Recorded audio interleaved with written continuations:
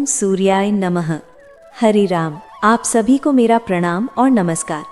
आज का दिन आपके लिए मंगलमय और आनंदपूर्ण हो। भाइयों और बहनों, आज हम एक बार फिर मिल रहे हैं आध्यात्मिक ज्ञान और भक्ति की सुंदर यात्रा में, जहां हम ज्योतिष की रोशनी में दिन की शुरुआत करेंगे। फिर सुनेंगे सरिता नित्यनेम की प्रेरणादायक कहानी। उसके बाद पौष मास महात्म्य के अगले अध्याय में डूबेंगे। तो चलिए शुरू करते हैं। आज की तारीख है 13 दिसंबर 2025, दिन है शनिवार, और आज पौष मास के कृष्ण पक्ष की नवमी तिथि है, जो आज शाम 4:10 तक रहेगी। उसके बाद दशमी तिथि शुरू हो जाएगी। आज ब्रह्म मुहूर्त सुबह 5:18 से 6:05 तक रहेगा। सूर्योदय होगा सुबह 7:05 पर, सूर्यास्त शाम 5:40 पर। आज हस्त नक्षत्र और चित्रा नक्षत्र का शुभ योग बन रहा है, जिसमें हस्त नक्षत्र आज सुबह 6:20 तक रहेगा। उसके बाद चित्रा नक्षत्र आरंभ हो जाएगा। सौभाग्य योग आज दोपहर 12:30 तक रहेगा। उसके बाद शोभन योग शुरू हो जाएगा। राहु काल आज सुबह 9:45 से 11:15 तक रहेगा। और आज आप सुनेंगे पौष मास महात्म्य के आगे का अध्याय, लेकिन उससे पहले हम सभी सुनते हैं सरिता नित्यनेम की कहानी। इस कहानी को सरिता माता कहती थी और प्रभु हरि सुनते थे। एक दिन हरि भगवान को किसी कार्य के लिए बाहर जाना पड़ा, तो सरिता माता बोली, भगवान, मेरा तो 12 वर्ष का नित्य नेम है, अब आप बाहर जाएंगे तो मैं अपनी कहानी किसे सुनाऊंगी। तब हरि ने कहा, सरिता, तुम कुएं के मुंडेर पर जाकर बैठ जाना और वहाँ जो भी महिलाएं पानी भरने आएंगी उन्हें अपनी कहानी सुना दिया करना। सरिता माता कुएं की मुंडेर पर जाकर बैठ गई। तभी एक महिला आई। उसने रेशमी जरी वाली साड़ी पहनी थी और चांदी का कलश ले रखा था। सरिता माता उसे देखकर बोली, बहन, मेरा 12 वर्ष का नित्य नेम सुन लो। लेकिन वो महिला बोली, मैं तुम्हारा नित्य नेम सुनूंगी तो मुझे घर जाने में देर हो जाएगी और मेरी सास मुझसे लड़ाई करेगी। इसलिए उसने कहानी नहीं सुनी और घर चली गई। लेकिन घर पहुंचते ही उसकी रेशमी साड़ी फट गई, चांदी का कलश मिट्टी के घड़े में बदल गया। सास ने देखा तो पूछा, बहू, ये किसका दोष लेकर आई हो? बहू बोली, माँ जी, कुएं पर एक महिला बैठी थी, उसने अपनी कहानी सुनाने को कहा, लेकिन मैंने नहीं सुनी, शायद उसी का फल मिला है। बहू की बात सुनकर अगले दिन वही साड़ी और वही कलश लेकर सास कुएं की मुंडेर पर गई। सास को वहां सरिता माता मिली, तो सरिता माता बोली, बहन, मेरी कहानी सुन लो। सास बोली, एक बार क्या, मैं तो 3 बार सुन लूंगी। तब सरिता माता बोली, हरि आए, विष्णु आए, देश के पुजारी आए, नित्य नेम का नेम लाए। आओ हरि, बैठो हरि, तपी रसोई जीमो हरि, माखन मिश्री खाओ हरि, दूध बताशा पियो हरि, सूत के पलंग मोठो हरि, शाल दुपट्टा ओढ़ो हरि। जब बोलूं हरि ही हरि, हरि सवारे सबके काम, खाली घर भंडार भरेंगे, सबका बेड़ा पार करेंगे। श्री हरि, जय हरि, जय जय हरि। कहानी सुनकर बहू बोली, मां जी, कहानी तो बहुत अच्छी है। सास ने कहा, ठीक है, अब से हम रोज इस कहानी को करेंगे। अब सास बहू रोज सुबह उठती, नहाती धोती और पूजा के बाद सरिता माता की नित्य नेम की कहानी कहती। एक दिन पड़ोस की एक महिला आई और बोली, बहन, जरा आंच दे दो। बहू बोली, आंच तो अभी जलाई नहीं। पड़ोसन बोली, तो सुबह 4 बजे से क्या कर रही हो? उन्होंने कहा, हम सुबह उठकर पूजा करते हैं, फिर सरिता माता की नित्य नेम की कहानी कहते हैं। पड़ोसन ने सुनकर कहा, सरिता माता की कहानी कहने से क्या मिलता है? दोनों बोली, घर में भंडार भर जाते हैं, सारे काम पूरे होते हैं, मन की इच्छाएं पूरी होती हैं। पड़ोसन बोली, अगर ऐसा है तो मुझे भी सुना दो। बहू बोली, ठीक है, सुनो। हरि आए, विष्णु आए, देश के पुजारी आए, नित्य नेम का नेम लाए। आओ हरि, बैठो हरि, तपी रसोई जीमो हरि, माखन मिश्री खाओ हरि, दूध बताशा पियो हरि, सूत के पलंग मोठो हरि, शाल दुपट्टा ओढ़ो हरि। जब बोलूं हरि ही हरि, हरि सवारे सबके काम, खाली घर भंडार भरेंगे, सबका बेड़ा पार करेंगे। श्री हरि, जय हरि, जय जय हरि। पड़ोसन ने सुनकर कहा, बहन, कहानी तो बहुत अच्छी लगी। अब वो भी सरिता माता की नित्य नेम कहने लगी। कहानी कहने से सरिता माता ने उसकी भी धन के भंडार भर दिए। देखते देखते पूरे मोहल्ले में नित्य नेम की कथा चल पड़ी और हर किसी की मनोकामनाएं पूरी होने लगी। हे सरिता माता, जैसे आपने उनके भंडार भरे, वैसे हमारे भी भरना। कहानी कहने वाले, सुनने वाले और हुंकार भरने वाले सबके भरना। सभी प्रेम से बोलिए, सरिता मैया की जय। अब सुनिए आगे का अध्याय। छोटू राम नाम के एक धनी व्यक्ति अमरावती में रहते थे। वो मन से बहुत दयालु थे। एक बार उन्होंने अपने कानों से करंज वाले माधवराव घोड़े की सच्ची घटना सुनी, जिससे उसके मन में संदेह हो गया। उस घटना की सच्चाई जानने के लिए वो विचार करने लगा। एक बार साक्षात्कारी विठोबा यहाँ अमरावती आए और छोटू राम के घर के चबूतरे पर बैठ गए। छोटू राम को बड़ा खुशी हुई।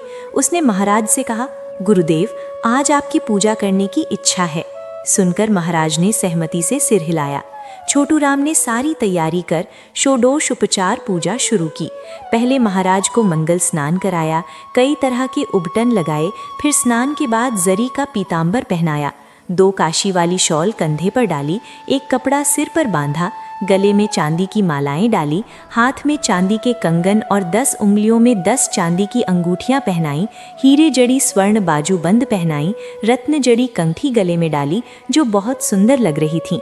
जलेबी और रघुनाथ का नैवेद्य थाली में रखा, 13 पान का बीड़ा पात्र में रखा, अष्टगंध अगरबत्ती और इत्र लगाया, पूरे शरीर पर गुलाब जल छिड़का, एक चांदी की थाली में बहुत सारे रुपये और चांदी के सिक्के दक्षिणा के रूप में रखे।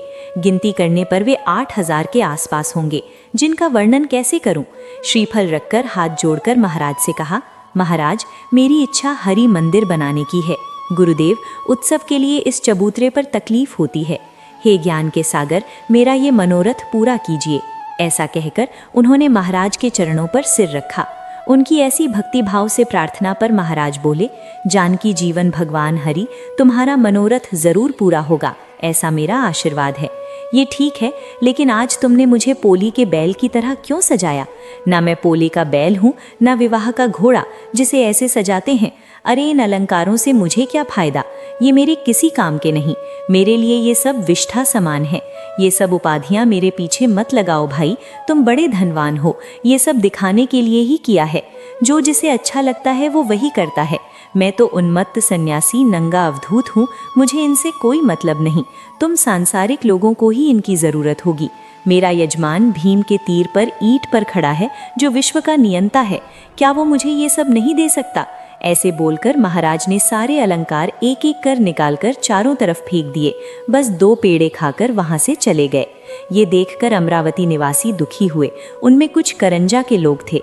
वे बोले, हमारा माधव तो अभागा था। उसने छोटू राम जैसी पूजा की, लेकिन मन में धन का मोह रखकर संदेह किया, ऊपर से त्याग दिखाने का प्रयास किया। क्या ये महाराज को पता नहीं लग सकता? वे तो सर्वज्ञ हैं, सब जान लेते हैं। जैसे दाम्भिक लोगों की पूजा अक्षत से होती है, नैवेद्य मंत्र पढ़ते हैं, शक्कर खांड निवेदन करते हैं, लेकिन सामने रखते हैं सड़ी मूंगफली। ऐसे दाम्भिक पूजन का फल वैसा ही मिलता है। अब इसको कभी कमी नहीं होगी, वैभव हमेशा बढ़ता रहेगा, क्योंकि जिस पर संत की कृपा होती है वो सदा सुखी रहता है।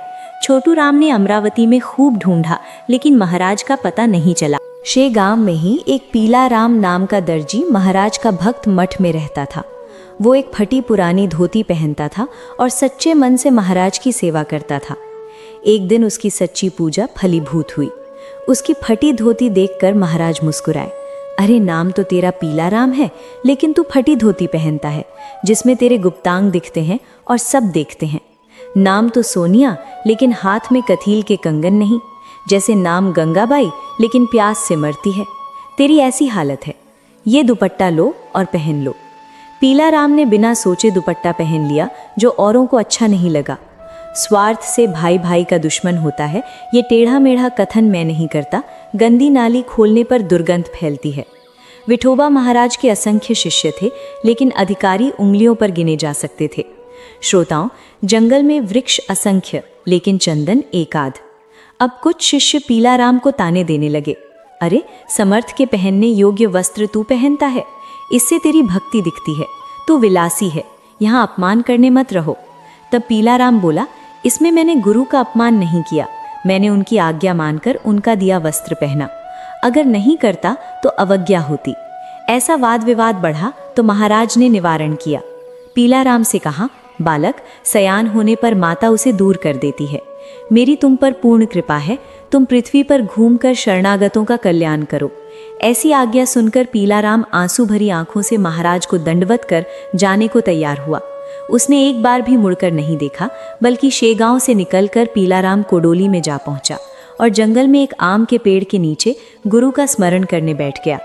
रात भर पेड़ के नीचे बैठा, चींटियों से परेशान होकर सुबह पेड़ पर चढ़ गया। पूरे आम वृक्ष पर चींटे थे। छोटी बड़ी शाखाओं पर गया लेकिन शांति नहीं मिली। सब पेड़ों पर चींटे थे। अब गोपाल लोगों ने देखा तो हैरान हुए। आपस में बोले, अरे ये बंदर जैसे उछल कूद क्यों कर रहा है? निर्भयता से छोटी बड़ी शाखाओं पर घूम रहा लेकिन नीचे नहीं गिरा। ये आश्चर्य की बात है। कुछ बोले, इसमें आश्चर्य क्या, गजानन महाराज के शिष्यों में ये सामर्थ्य होता है। निश्चित ये विठोबा महाराज का शिष्य है। इसका वृतांत गांव में बताएं। गोपाल के मुंह से जानकर गांव वाले आम के पेड़ के नीचे आए और पीलाराम को देखकर बोले, अरे ये ढोंगी लगता है जो विठोबा महाराज के शिष्य जैसा पागलपन कर रहा है। विठोबा महाराज का सच्चा शिष्य भास्कर पाटिल था जो आड़गांव में समाधि ले चुका। भला समर्थ का शिष्य पेड़ा बर्फी छोड़कर यहाँ उपवास क्यों करेगा? तभी एक व्यक्ति आगे बढ़ा और पीलाराम से पूछा, भाई तुम कौन हो, यहाँ क्यों आए, तुम्हारा गुरु कौन है? पीलाराम बोला, मैं शेगांव का हूँ, दर्जी हूँ, विठोबा महाराज का शिष्य हूँ। महाराज ने मुझे पर्यटन की आज्ञा दी, इसलिए यहाँ आम वृक्ष के नीचे बैठा। जड़ में चींटे बहुत, इसलिए ऊपर चढ़ गया। ये सुनकर लोग क्रोधित हुए, बोले, बड़ों का नाम लेकर छल मत करो। जैसे कोई स्त्री कहे मैं रानी हूँ और पेट भरने मजदूरी करने आई, तुम वैसे ही कह रहे हो। गांव के देशमुख श्यामराव बोले, बहुरूपिये, विठोबा महाराज प्रत्यक्ष भगवान हैं, उनका नाम लेकर महिमा मत घटाओ। एक बार उन्होंने बिना ऋतु के आम वृक्ष पर फल लगाए। अगर तुम में सामर्थ्य है तो इस सूखे वृक्ष पर पत्ते लगा दो, नहीं तो हम तुम्हारी दुर्गति करेंगे। ये बलराम पाटिल का सूखा पेड़ है, सबके सामने पत्ते लगा दो, नहीं तो मार खाओगे। अगर किया तो हम सबके लिए पूजनीय होगे, क्योंकि सदगुरु के शिष्य संसार में उन्हीं जैसे होते हैं, ऐसा नियम है। चलो देर मत करो, इस आम वृक्ष को हरा भरा करो। अब पीलाराम घबरा गया, बोला, भाई ऐसा कहकर परेशान मत करो, पहले मेरी कथा सुनो। जैसे एक खदान से हीरा और गार पत्थर निकलते हैं, वैसे मैं विठोबा महाराज के शिष्यों में गार पत्थर हूँ, इसमें झूठ नहीं। गार पत्थर से खदान को दोष नहीं लगता, फिर मैं गुरु का नाम क्यों छुपाऊं? श्यामराव बोला, बेकार बातें मत बढ़ाओ। शिष्यों पर संकट पड़ने पर वे सदगुरु का आवाहन करते हैं। अगर शिष्य अधिकारी न हो तो भी सदगुरु सहायता करते हैं। अगर तुम सच में विठोबा महाराज के शिष्य हो तो इस वृक्ष को हरा भरा कर सकते हो। ये सुनकर पीलाराम की स्थिति एक तरफ गड्ढा दूसरी तरफ कुआं जैसी हो गई। बड़ी चिंता हुई, कुछ सूझ नहीं रहा। सूखे आम वृक्ष के पास सारे गांव के लोग इकट्ठे हो गए। स्त्रियां, बालक सब उत्सुक थे, देखते हैं क्या होता है। अंत में निरुत्तर होकर पीलाराम सदगुरु की स्तुति करने लगा। हे समर्थ स्वामी विठोबा, ज्ञान के सूर्य पदन्नतों के रक्षक, अब दौड़िए। हे भक्तों के पालनकर्ता, मेरी वजह से आप पर दोष लगने वाला है। अपने भक्त की रक्षा के लिए इस आम वृक्ष को पल्लव से भर दीजिए। मेरा आप पर भरोसा है, आप शीघ्र प्राप्त हों, नहीं तो यहाँ मेरा मरण आ चुका है। प्रहलाद को सत्य करने के लिए खंभे से नरसिंह प्रकट हुए। जनाबाई को सूली पर चढ़ाने से वो पिघल गई। जनाबाई का बोझ भगवान पर था, मेरा आप पर है। संतों और देवताओं में अंतर नहीं, देवता संत होते हैं, संत देवता। हे विठोबा, लोग मुझे आपका शिष्य कहते हैं, मेरा कोई महात्म्य नहीं। महात्म्य आपके सन्निधान से। जैसे माला के फूलों से धागे की कीमत होती है, आप पुष्प हैं, मैं धागा, आप कस्तूरी हैं। विठोबा प्रभु, मैं मिट्टी हूँ, आपकी महिमा से ये संकट आया, अब मेरा अंत मत देखिए। हे गुरुदेव, इस सूखे वृक्ष पर पल्लव लाइए। इस तरह प्रार्थना कर पीलाराम ने लोगों से कहा, भाइयों, अब आप विठोबा महाराज के नाम की जय जयकार करिए। अब सभी जयघोष करने लगे। इतने में एक चमत्कार हुआ। सूखे पेड़ पर नए कोपल फूट आए, जिन्हें सबने आंखों से देखा। ये देख कुछ बोले, चुटकी लेकर देखो, शायद स्वप्न देख रहे हैं। कुछ ने चुटकी काटी तो सब स्वप्न की तरह नष्ट हो गया। कुछ बोले, गारोड़ी के खेल जैसी नजरबंदी है, हम मोहित हो गए, इसलिए सूखे पेड़ पर पल्लव दिख रहे, क्योंकि उसमें चमड़े की थैली साफ हो जाती है और खपैल के टुकड़े रुपए दिखते हैं। अभी भी विश्वास नहीं हो रहा था। अब उनका भ्रम नष्ट हो गया, क्योंकि लोगों ने हाथ से पत्ते तोड़कर देखे तो दूध आने लगा। तब सभी बोले, विठोबा वास्तव में महान संत हैं। अब पीलाराम के बारे में शंका करने का कारण नहीं है, ये उनका शिष्य है, इसमें संदेह नहीं। अब इसे गांव में ले चलो। सो विठोबा महाराज कभी इसके लिए कुंडली आएंगे, ठीक जैसे गौ बछड़े के लिए आती है। अब ये बात सबको अच्छी लगी तो वे पीलाराम को लेकर कोडोली गांव में आए। जब ऐसा दिव्य कार्य हुआ तो स्वाभाविक भाव उदय हो गया। जैसे समर्थ रामदास का कल्याण नामक शिष्य रामदास ने डोमगांव भेजा, वैसे ही समर्थ विठोबा महाराज ने पीलाराम हमारे लिए भेजा। अब कोडोली का भाग्य उदित हुआ। हे श्रोताओं, कोडोली में वो आम वृक्ष अभी तक है और अन्य वृक्षों से सबसे अधिक फल उसी में आते हैं। सभी गांव पीलाराम के भजन कीर्तन में लग गया, क्योंकि हीरक कणी जहाँ भी होती है उसका मूल्य होता है। आज भी पीलाराम का मठ कोडोली में है और उसका अंत वहाँ हुआ। यहाँ शेगांव में विठोबा महाराज मठ में एक दिन उदास मन से बैठे थे। सभी शिष्य हाथ जोड़कर पूछने लगे, महाराज क्या बात है, आज आपका मन इतना अस्थिर क्यों है? महाराज बोले, भाई क्या बताऊं, हमारा कृष्णा पाटिल चला गया, वो रोज चिकनी सुपारी लाता था, आज उसका स्मरण हो आया। उसका बेटा राम छोटा है, सो चिकनी सुपारी कौन लाएगा। राम बड़ा होने पर सेवा करेगा, इसलिए अब मैं इस मठ में रहने को तैयार नहीं। महाराज के ऐसा बोलने पर सबको चिंता हो गई कि महाराज जाने का सोच रहे हैं। कुछ भी हो, हम चरण पकड़कर विनती करेंगे कि महाराज यहाँ से मत जाइए। सब लोग महाराज के चरण पकड़ प्रार्थना करने लगे, भगवान हमें छोड़कर कहीं मत जाइए। इनमें श्रीपत, बंकटलाल, मारुति, ताराचंद भी थे। महाराज से बोले, आप जहाँ इच्छा हो वहाँ रहिए, लेकिन शेगांव मत छोड़िए। महाराज बोले, तुम्हारे गांव में पाटिल और देशमुख 2 दल हैं, उनमें फूट है, इसलिए मुझे किसी की जगह नहीं चाहिए। मैं शेगांव में जो जगह किसी की ना हो वहाँ रहना चाहता हूँ। महाराज का कथन सुनकर सब चिंता में पड़ गए। बड़ी कठिन समस्या आ गई। ये विदेशी राज्य है, ऐसी सरकार महाराज के लिए जगह कैसी देगी। धार्मिक कारण से जगह मिलना कठिन है। तो सबने महाराज से कहा, हम में से किसकी जगह पर ठहरना चाहते हैं, हम देने तैयार। सुनकर महाराज बोले, अरे ये तुम्हारा ज्ञान है, जमीन सब सच्चिदानंद की है। आज तक कितने राजा हो गए, फिर भी भूमि पांडुरंग के स्वामित्व में है। जाओ प्रयास करो, जगह मिलेगी। अब आगे बात मत करो। हरि पाटिल के हाथों यश आएगा। ये सुनकर सब हरि पाटिल के पास आए और उनकी सलाह से अर्जी कर जगह मांगी। उस समय करी नामक अधिकारी बुल्ढाणे में था, जिसने अर्ज के अनुसार 1 एकड़ भूमि दान दी। उसने कहा, आपने 2 एकड़ मांगे थे, मैंने 1 दी है। अगर 1 साल में विकसित करते हो तो 1 और दूंगा। ऐसा प्रस्ताव सरकारी रिकॉर्ड में है। ऐसा महाराज की वाणी का प्रभाव था। फिर बंकटलाल और हरि पाटिल वर्गणी के लिए आए। बंकटलाल, हरि पाटिल, लक्ष्मण, विट्ठू, जगदेव आदि मिलकर चंदा इकट्ठा करने लगे। भाविकों ने दिया, लेकिन कुटिलों ने निंदा की। बोले, तुम्हारे साधु को चंदे की जरूरत क्यों? आप गजानन को महासंत बताते हो, अघटन घटना करवाने वाले मानते हो, तो मठ के लिए चंदे की क्या जरूरत? उनका कोषाध्यक्ष कुबेर है, फिर घर घर भिक्षा क्यों? कुबेर को पत्र लिख दो, काम हो जाएगा। जगदेव बोला, इस भिक्षा का उद्देश्य तुम्हारे कल्याण के लिए है, विठोबा महाराज के मठ के लिए नहीं। ये तुम्हारे कल्याण के लिए है। स्वामी विठोबा महाराज का पर्यटक पृथ्वी है। सब वन बगीचा 3 लोक मठ है। अष्ट सिद्धियां उनकी दासी हैं, इसलिए परवाह नहीं। उनका वैभव अलग है। भगवान सूर्य नारायण को अंधकार दूर करने के लिए दीपक की क्या जरूरत? वो स्वयं प्रकाश में है, उनके लिए दीपक जरूरी नहीं। कोई हलकारा सार्वभौम राजा बन सकता है। इस लोक के ऐश्वर्य की इच्छा मनुष्यों को होती है, विठोबा महाराज जैसे संतों को नहीं। इसलिए कुतर्क त्याग पुण्य संचय कीजिए। इस भूमि में पुण्य रूप बीज बोइए। अगर बीज पत्थर पर बोया तो उपयोग नहीं, सफेद कीड़े खा जाते हैं।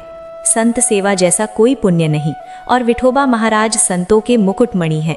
संत कार्य को दिया धन गुणोत्तर बढ़ता है। जैसे एक दाना बोने पर हजारों दाने वाला भुट्टा आता, ठीक वैसे पुण्य की स्थिति। ऐसा बताने पर वे निरुत्तर हो गए। यदि प्रतिष्ठित व्यक्ति हो तो चंदा समीचीन होता है, शत्रु व्यक्तियों से नहीं। इसके बाद मिली जगह में जल्दी परकोटा बांधा गया। सब गांव वाले काम में लग गए। कमी कहाँ, किसकी? परकोटे का निर्माण हो रहा था। उस समय पत्थर, चूना, रेत के लिए बैलगाड़ी लगी थी। उस समय समर्थ जून मठ में थे। उन्होंने सोचा, हमारी उस जगह बैठे बिना काम नहीं चलेगा। ऐसा सोचकर वे एक रेत की बैलगाड़ी पर बैठ गए। गाड़ी हाँकने वाला महार था, सो दूर हो गया। महाराज बोले, अरे नीचे क्यों उतर गया? हम परमहंस हैं, हमें छुआछूत नहीं। तब उसने कहा, महाराज, लेकिन आपके साथ बैठने की मेरी योग्यता नहीं। मेरा आपके बगल में बैठना उचित नहीं।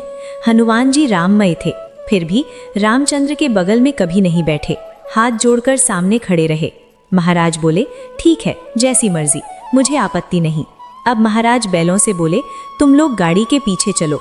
बैल आदेशानुसार चले, बिना उद्दंडता के, और बताई जगह पर आकर खड़े हो गए। महाराज गाड़ी से उतर बीचों बीच जाकर बैठ गए, जहां अब गोपुर है। यही महाराज की समाधि है। ये जमीन 2 सर्वे नंबर में थी, 47 और 45। सर्वे नंबर 70 महाराज जहां बैठे वहां जमीन लेनी चाहिए, इसलिए करना पड़ा। उन 2 नंबरों से थोड़ी थोड़ी जगह चतुराई से कार्यकर्ताओं ने ली। आदेश 1 एकड़ का था, लेकिन समाधि मध्य साधन के लिए जगह कम पड़ गई। इसके लिए 11 गुंठा जगह लेकर निर्माण शुरू हुआ, क्योंकि अधिकारी ने आश्वासन दिया था कि काम देखकर 1 एकड़ और देंगे। कुछ दुष्टों की चुगली से 11 गुंठों का मामला बिगड़ गया, जिससे नेता घबराए। हरि पाटिल समर्थ से बोले, महाराज, जोशी नाम का अधिकारी तबादला होने से तलाशी के लिए आया है। महाराज हंसकर बोले, जगह के लिए किया दंड माफ हो जाएगा। ये सुनकर हरि पाटिल फूला नहीं समाया, क्योंकि अनुभव था कि महाराज जो कहते हैं सत्य होता है। अब महाराज की प्रेरणा से जोशी ने निर्देश दिया कि मैंने स्वयं जाकर पूछताछ की है और विठोबा संस्थान को जो दंड दिया गया वो अनुचित है, उसे लौटा दिया जाए। दंड माफ होने पर हरि पाटिल को आनंद हुआ। अब समर्थ वाक्य कभी व्यर्थ नहीं। अब इस नई जगह में महाराज की जो लीलाएं हुई उसका वृतांत अगले अध्याय में सुनेंगे। अगर आपको ये कथाएं अच्छी लगी तो वीडियो को लाइक करें और कमेंट बॉक्स में बताएं और साथ में चैनल को भी सब्सक्राइब करें। भक्तगण, राधे राधे भक्तगण।